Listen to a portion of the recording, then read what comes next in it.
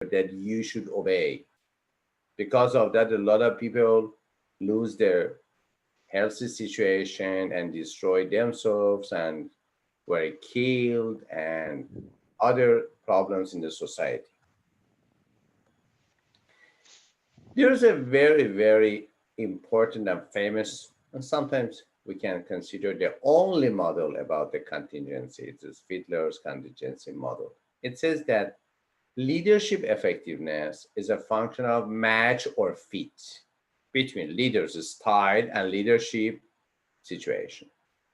So when we are talking about the contingency model about in leadership, we are talking about the matching and fitting between the styles and situation. One important part is the style, including your traits and your behavior as the leader, leaders' traits and leaders' behaviors. It is called the total, it is called style, leadership style. And on the other hand, we have situation, right person, right time, right place. In the style, we are talking about the right person. In the situation part, we are talking about the right time and right place. And the leader's style has a trait-like quality and cannot be changed from one situation to another. In this part, in this approach, as the contingency model, we consider the trait-like quality of style. When we talk about the style, we are talking about more trait-based, not behavioral, not changeable. It is relatively fixed features of a leader. And on the other hand, we have situation. The leader must change the situation to fit his or her style. So your variant is not your style. Your variant is your situation. It says that we have two parts: styles, leadership style, and leadership situation. Leadership style is something like traits. It is relatively fixed. It is relatively consistent. We cannot change it. We cannot have any good flexibility in our traits. So when you want to fix your style, your leadership style with your leadership situation, leadership style is relatively fixed, relatively consistent. So for fitting and for matching between them, you can change and you can have a good flexibility in your situation. Even that, except of that, they will not be matched together. They will not fit together, and you cannot have a good leadership efficiency or effectiveness. Because of that, we say effective elements of Fiedler contingency model is leadership and situational control. We talk about it, the leader's style, task or relationship motivation measured by the LPC scale, last preferred co-worker scale. We will talk about it in the next PowerPoint. And situational control is, it means leader-member relationship. It is the first element of situational control. 2, task structure, and 3, position power.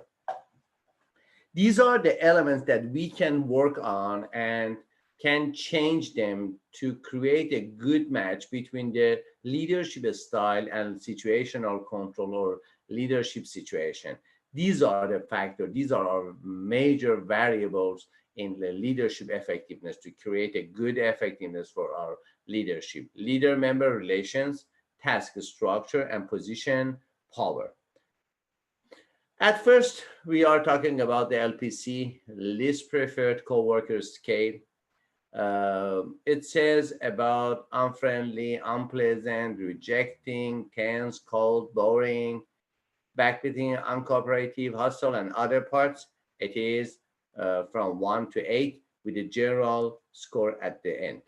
And we have low LPC and high LPC. For example, if leader position power is strong and task structure is structure, we have low LPC. Or in there, for example, leader member relations.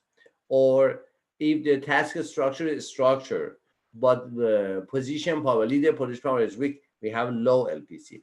You can compare different approach to this part between the task structure and leader's position power and have a good or bad, a low or high LPC and less preferred co-worker scale.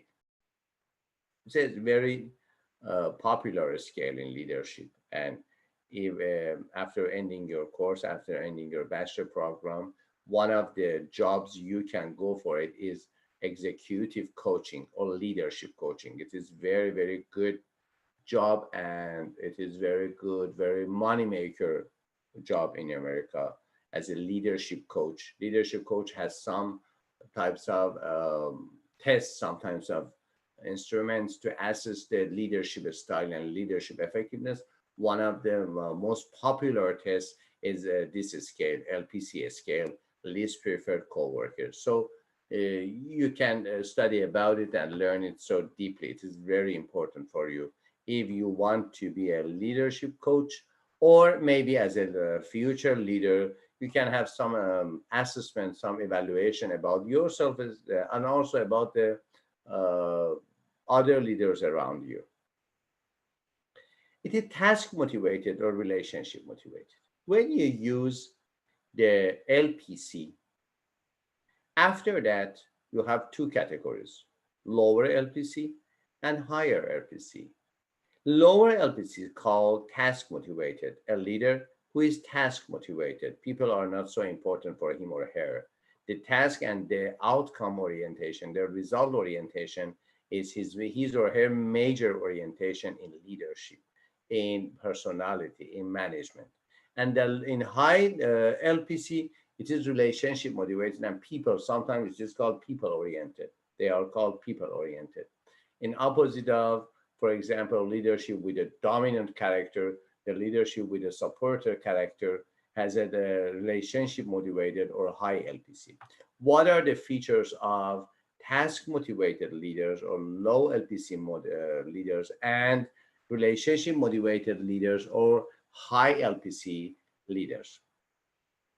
At first, arouse self-esteem from task completion. Who has a good self-esteem in the view of a task motivated leader? Someone who complete the tasks. Because what is the criteria for assess, for evaluate your self-esteem, your self-confidence, your self-efficacy? It is your task. Because I, as a leader, for example, if I am a dominant leader, if I am a task-oriented leader, okay, only outcomes, only results, only task completed is important for me. Not your personality, not your character, not your mood, not your stress, not your anxiety, not your serenity, happiness, everything. Only thing that's important for me is your task completed. And the criteria for assessment your self-esteem is task. Also, it is very popular in America. It is very popular. Also in other industrial, in capitalistic system, it is very popular that money is the first ranking. And what is the criteria to diagnosis to have a good money in a job? One of them is the rate of task completion. More task completion, more money. What is the economic system? It is capitalistic. What is the criteria of capitalistic system? Is earning money. It is not humanistic, not altruistic, but it is very popular. Not too bad. It is not bad or good. We are talking about different approach. Sometimes task motivation is very important, very effective. Sometimes relationship motivated is very important. We are not talking about the bad approach or good approach. We are talking about appropriate approach and disappropriate approach. We are talking about the effective and non-effective approach, not good or bad. If it is bad, it is not in your textbook. When in your textbook, yes, it is an approach, a popular approach. Focuses on task first. For example, if you are sick one day and you call your boss and your boss is the task oriented or task motivated boss, say, sorry boss, I am sick today. I cannot go to work. He or she said to you, if he or she is task oriented, okay, I wish you would be so good as soon as possible, but what about your task? Who is responsible for your task? Do you want to do it at your home? Their first ranking of his or her attitude is about task completion, not people. Can be harsh with failing followers, you see. I think that you have seen a lot of these types of managers. Have you any experience with these type of managers in your jobs, Joy or Nicholas? Have you any personal experience with this type of management or leadership?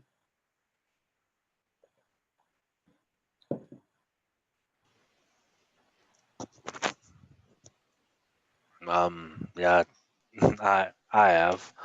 I worked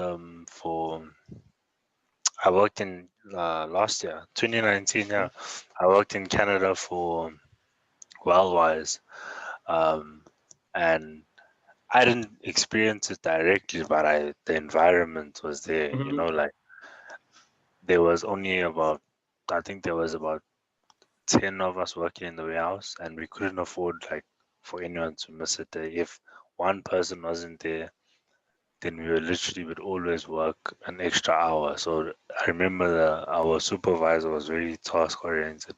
He needed all of us to be there no matter what, because it was a matter of who's gonna do the work if you don't come. Mm. So mm, it was it was a bit tough working there. What about you, Joy? You said that you have 5 years of experience of management. Which Are one? you a task motivated manager or relationship motivated manager? Honestly, Honestly, I think I would be more task motivated. I wanted to make sure why? everything needed Why? to be done. Why? No, no, it is not bad. It is not. It is smart. um, I I, said it is very popular. I just At wanted to first, make I sure. think because you are not the general manager, you are the manager for other people. If it is Mhm, your own business, you can be easily relationship motivated. yeah. I just felt like my job was done once the specific things that we needed to get done in the store were done. And that was just my way of managing my store. I mean, like, I did have relationships with my workers to make sure because they would have to come to me for everything, but it was get what you need to get done first and then we'll figure out the rest last. Mm. And is there any problem? Is there? How do you think about the problems we can facing uh, when we use relationship motivated style? Complacency. Yeah, I feel like they would get a little lazy if it was that way Mm-hmm. because I had another manager who would focus more on how well he was friends with the other one and wouldn't tell them to do things because he didn't want them to be upset with him. And Mm-hmm. so we would clash a lot because things weren't getting done at work or um yeah, it was a lot of back and forth between Mm-hmm. us. But when I know that when I had my workers and they were working for me, there was no problem. Yeah. But when they were there with him, something was always messed up. Do something Um, different. Hey, Nicholas, say you. Sorry, no, it's just a little bit. I personally think that with confrontation and a bit of conflict, you understand a person more than when it's just, it's a friendly relationship. You're making sure the other person's happy and they want to make sure.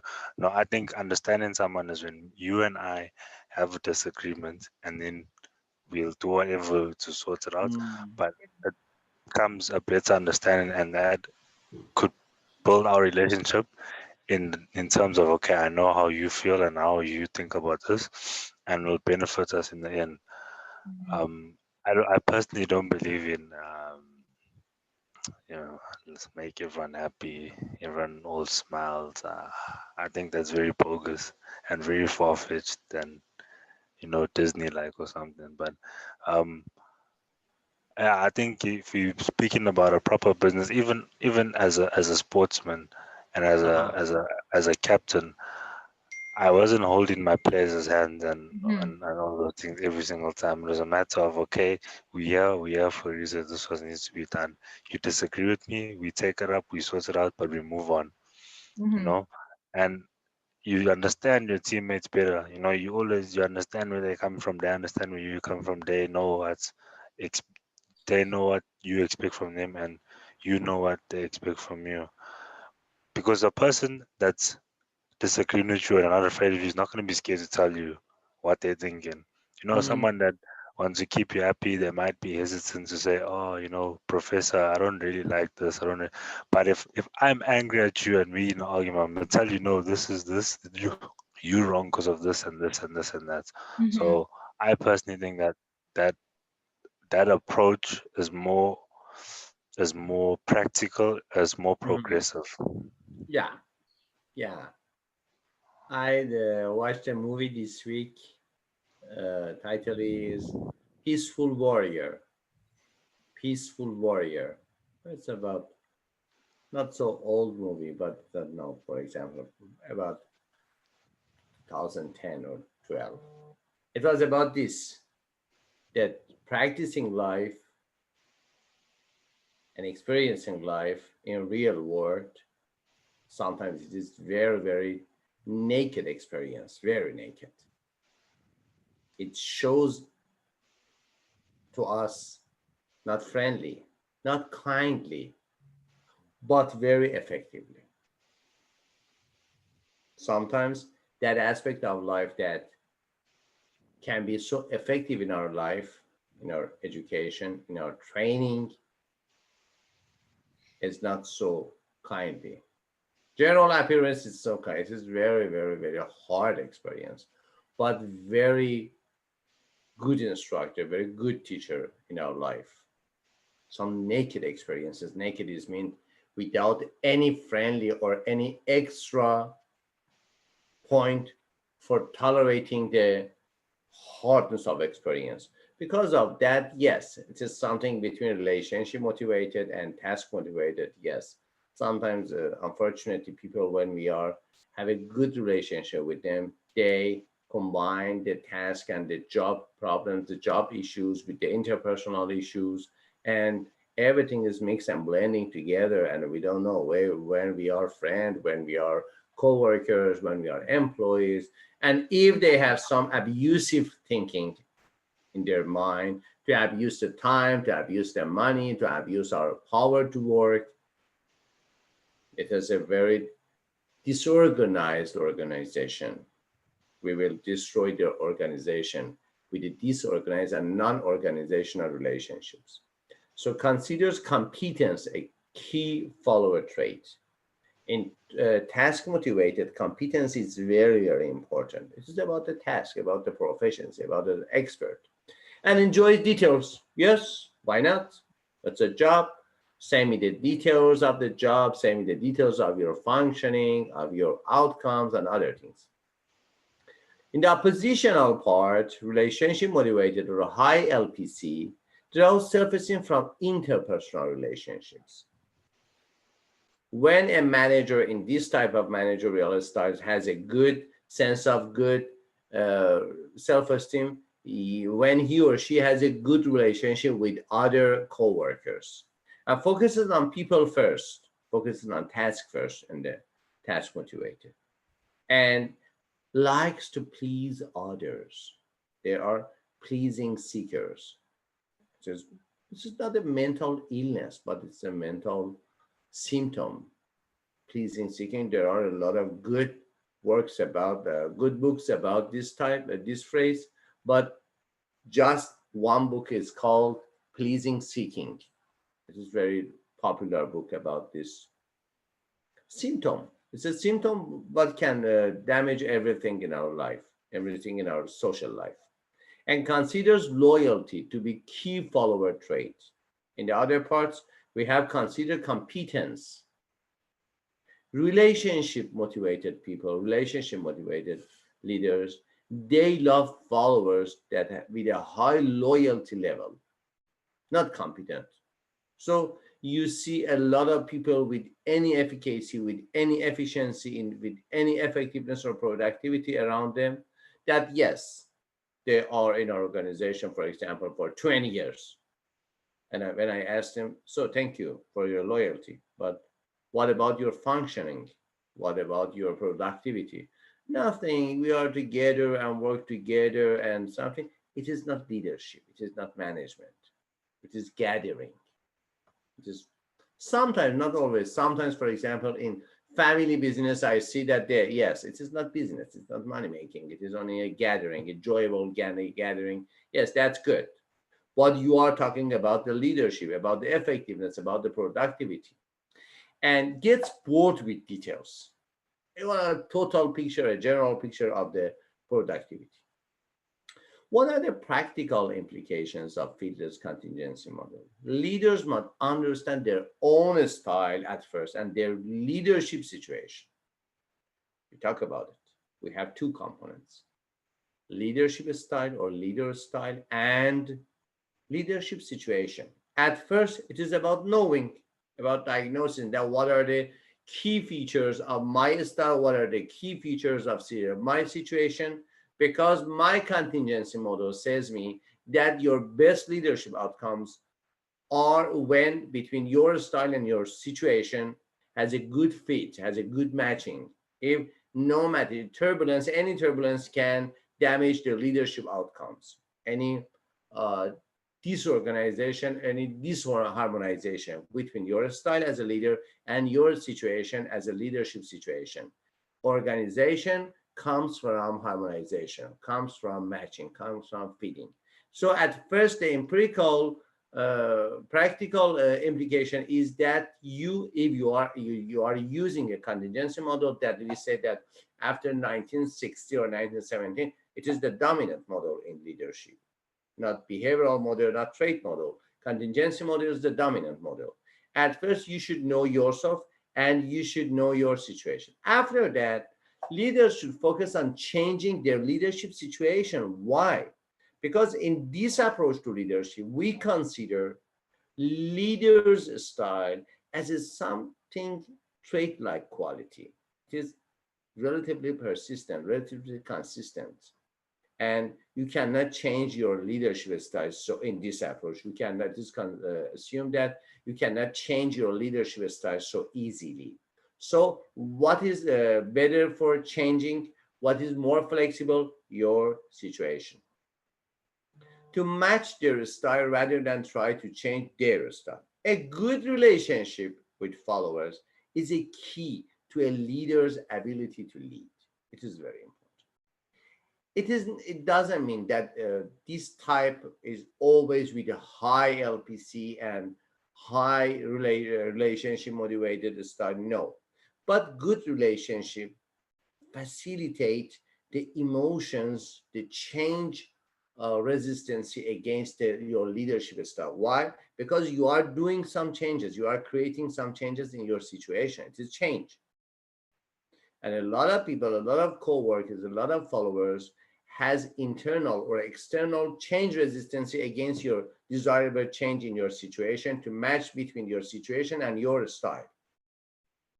To facilitate, to resolve these types of dominancy, these type of resistance to change, you should have some good relationship with your followers. And leaders can seek training to compensate for lack of task structure. One of the basic new and modern or sometimes postmodern leadership is in ancient world, not ancient world, for example, in pre-modern 200 or 300 years ago, when you were talking about leadership, yes, he or she was God. No need to training. No need to training. What the type of leader you are that you need training. You should be our king. You should be our leader. You should be our God. It's an old-fashioned thinking about leader. But now, in the age of information, everybody needs new training, new training, new training. If you want to live, to have a good vitality in your market, you should pass the course again, again, again. Until when? Until you die. Until you're dying of professional age, professional time. After that, your professional time will die. So because of that, it is included also in leadership. A good leader, contingency model leadership, needs education, training, training, education to compensate the lack of task structure. Another model is normative decision model. It's a part of contingency model. Leaders are effective when they use decision styles that match the situations. We talk about the leadership style. One of the major components of leadership style is decision-making style or decision styles. What do you want to match with the trait, with your trait decision styles? Leaders can learn to change and use different decision styles. Understanding this leadership situation is essential to effective. It is called normative decision model. What are the elements of this model? The leader's decision style are autocratic, consultative, and group or delegation style. These are the three models, the three style of leader's decision: autocratic, consultative, and group delegation or delegation leaders' decision style. How do you think about these words? I know the meaning of autocratic, consultative group, but in the deep meaning of these words as the definition for decision styles, how do you think who is autocratic, how the consultative, who is group or the group decision style or delegation decision style? What type of organization, what type of decision, what type of leaderships can we use these type of decision style? Or even you think that we don't need any type of autocratic? How do you think?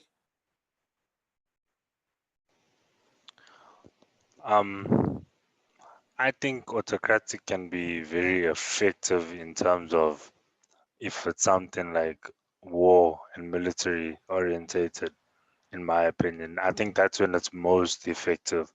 In my opinion, I hope I'm not offending anyone by saying this, but one of the greatest autocratic leaders, Adolf Hitler, he was very good at leading people.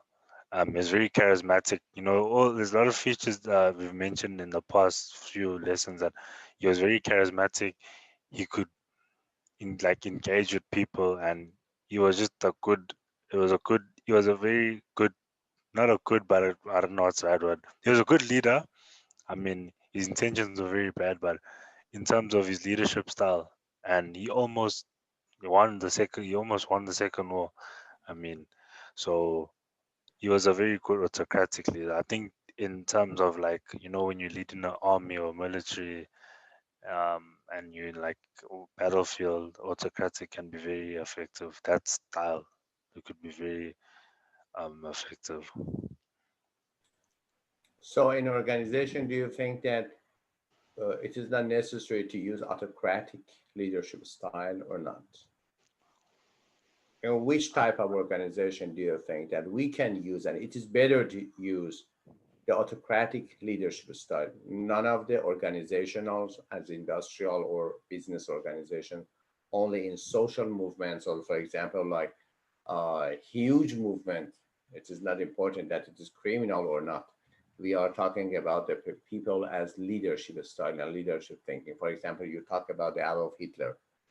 Okay, in organization, what type of organization, business organization, corporations, or businesses even, is there any type of organization that you think that it is better to use autocratic leadership style or not? I think Joy, there you is. can join us also. I think there is. I just can't think of a specific one. Maybe.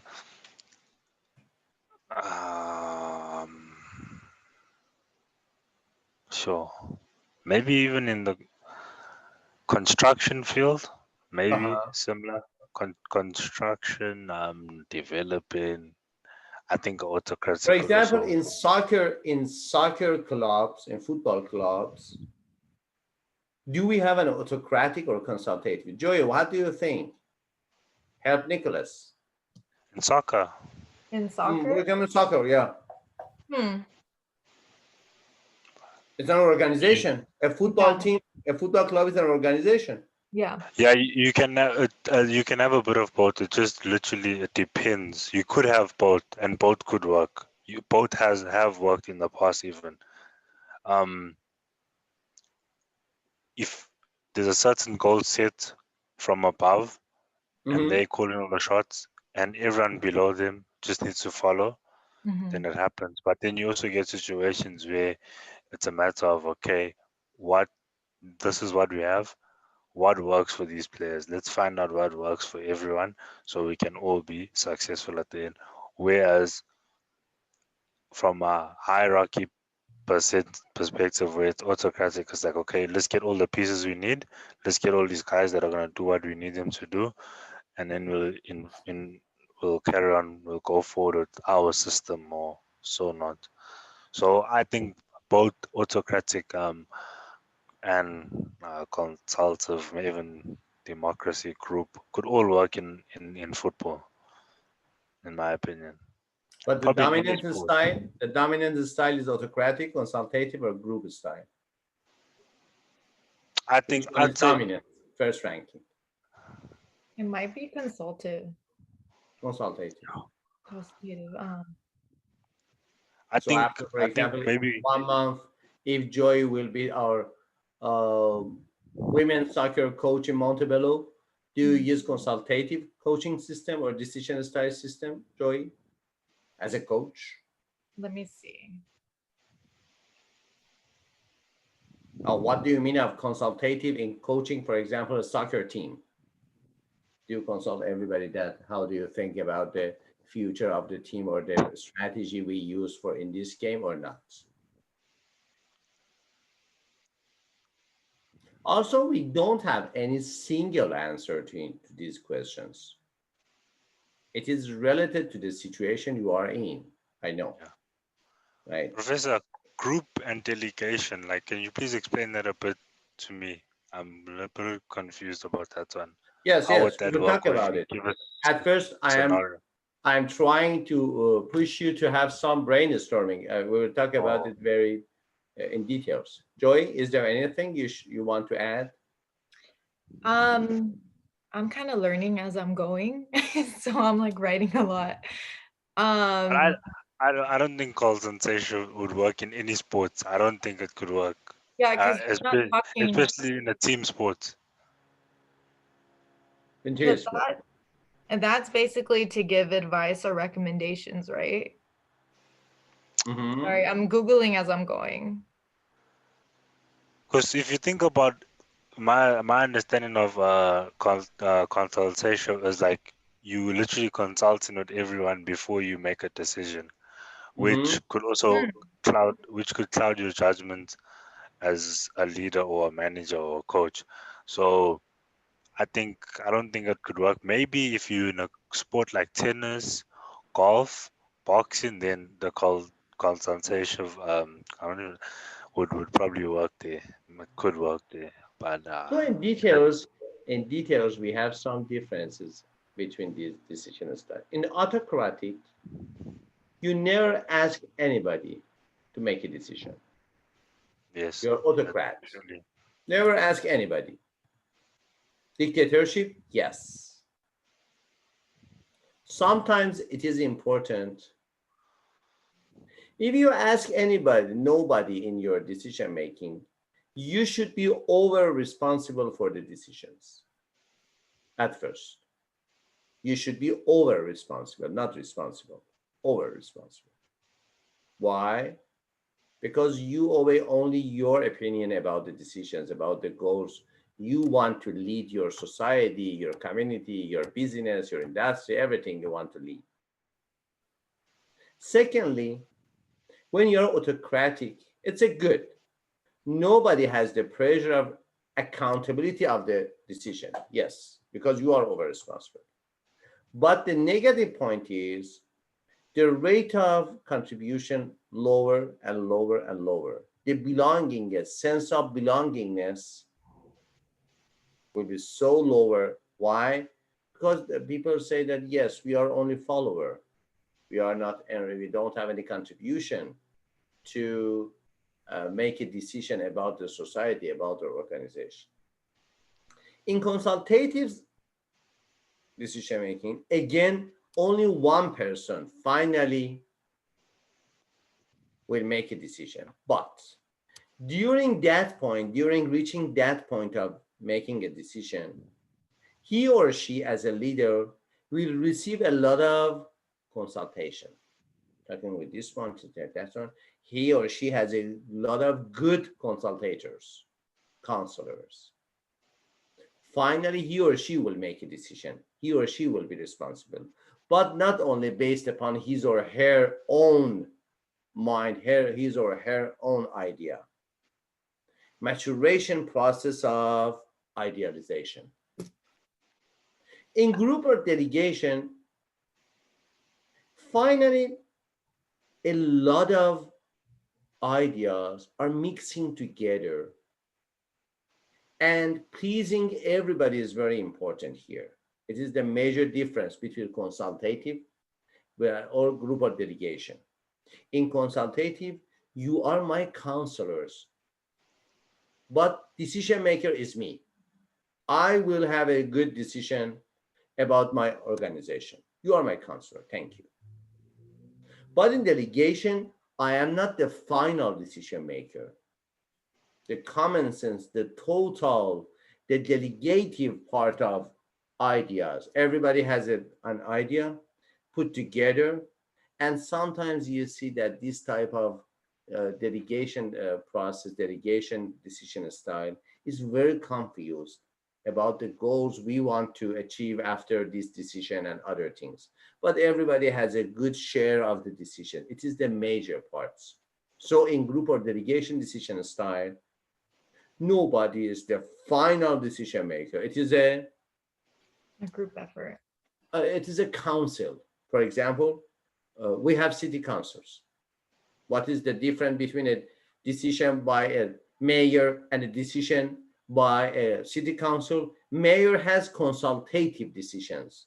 A lot of people will have some idea to him or her, and finally he or she will have a good decision. He or she is a mayor. But in city council, it is by vote. Everybody has it, and the major words, major parts will be the final decision criteria for decision making. And situational contingency factors are quality of the decision and acceptance of decision by subordinates. In contingency model, we are talking about the decision style and situational leadership situation. What are the components of decision style, autocratic, consultative, group delegation, and what are the components of contingency factor in the aspect of situation? It is quality of the decision and acceptance of decision by subordinates.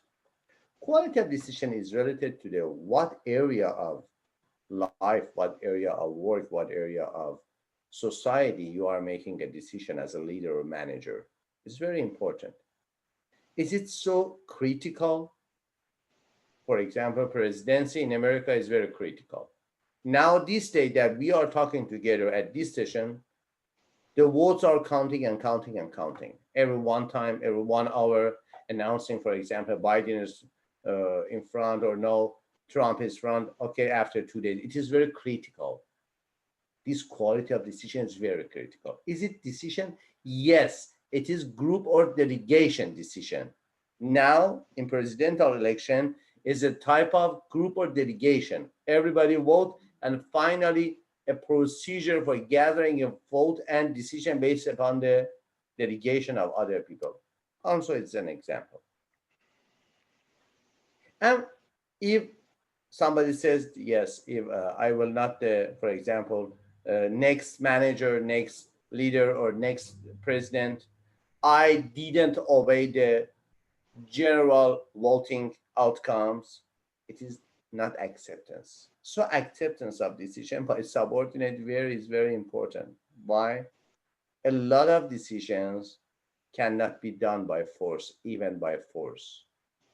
You need some internal force. Internal force is called acceptance. Subordinates are very important. Why? Because they are the executive part of our decisions. If they don't understand uh, good and well about the decision, concept of decision, procedure of decision, if they don't have a good understanding of the decisions, they can destroy the desirable outcomes we want after decision, after making some decision. Because of that, acceptance of subordinates are very important. This is the situational part of normative decision model. Decision styles in normative decision model for A for autocratic, C for consultative, G for group. And you see the 1, 2, 3, 4, 7 types, 7 styles. On unassociated decision, ask for a specific, it is autocratic type 1, autocratic type 2, consultative type 1, consultative type 2, or group type 1 or group. And D, it is out of these 6 regular. And you see description, who makes the decision in 1, 2, 3, the first 3 parts, and also relatively in 4th part, who makes the decision. In autocratic, we say only the leader make a decision. In autocratic type 2, the leader but ask for specific information but make decisions alone. It is very important. In autocratic decision style, the leader makes the decision alone.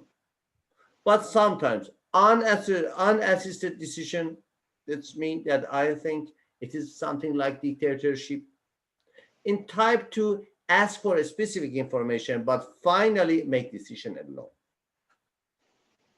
What types of problem we can use this type of decision making in group and individual? Sometimes in group, we need, it is very good in some types of group to have an autocratic manager, autocratic leader, because a lot of ideas are here and we cannot creating a harmonization between different ideas. So we need an autocratic leader. That's it, over, done. And sometimes again in groups and leader in individuals. But in consultative type 1, ask for specific information and ideas from each group member. Leader finally make a decision and ask for information for whole group. In one part, in one style, each person of group, and in the second part, in the second style, we consider whole group, leader with considerable group input. It is very important, very applicable for this type of decision model. And also ask for one person help, mutual exchange based on expertise and other points. Contingency factors in normative decision model. What are the factors? 1, quality requirements. 2, commitment requirements. 3, leader information. 4, the structure of the problem. It's very important what type of problem are you are working on. Commitment probability. Goal congruence. It is very important in an organization, even in your private and personal life, that there should be a good goal congruency between your strengths, your time limitation, your money limitation, and your present situation and your ideal situation. We should have a goal congruence between these elements. And employee conflict and subordinate information. You can use here question to ask. For example, for quality requirement, ask how important is the quality of decision. Commitment requirement, how important is employee commitment to the implementation of the decision? Does subordinates follows the decision or not? How important is commitment?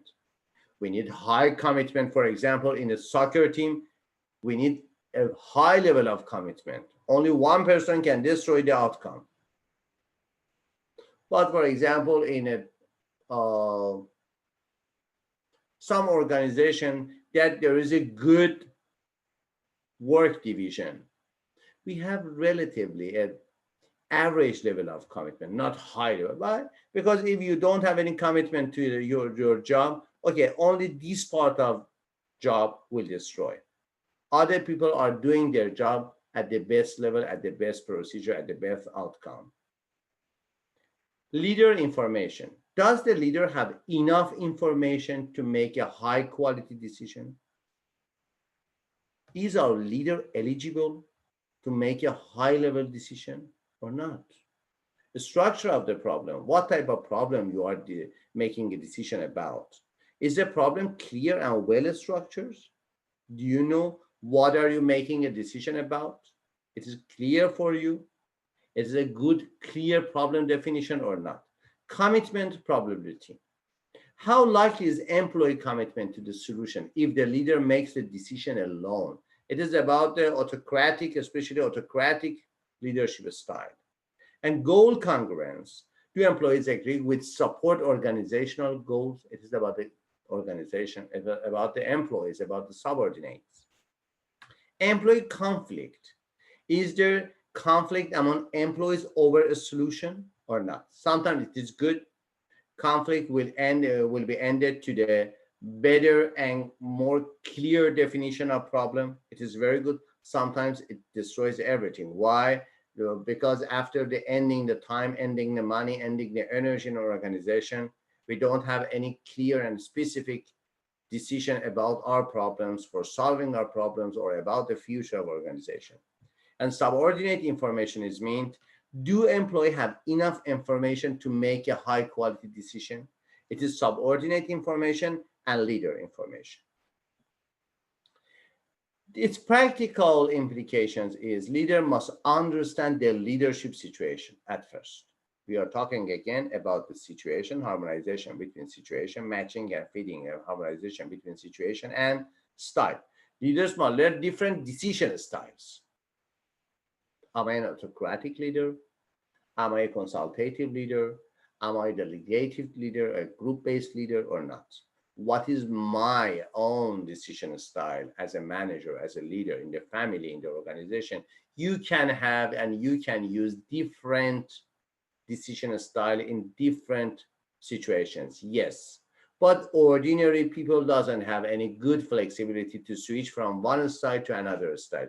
If you have these flexibility, it is very good. It is wisdom based. It is very, very good. But it is a little hard to switch, for example, one style to another style. You see that a man or a woman, for example, in organization is autocratic, the same procedure in society, the same style in the family and in a relationship and friendship and other parts. Why? Because it is hard to think about what type of a style it is best for this situation. It is matched with this situation. It is fit with this situation. If you can do it, you are very wise and very smart. But regularly people, leaders doesn't have this flexibility for switch from one style to another style. Participation is not always desirable.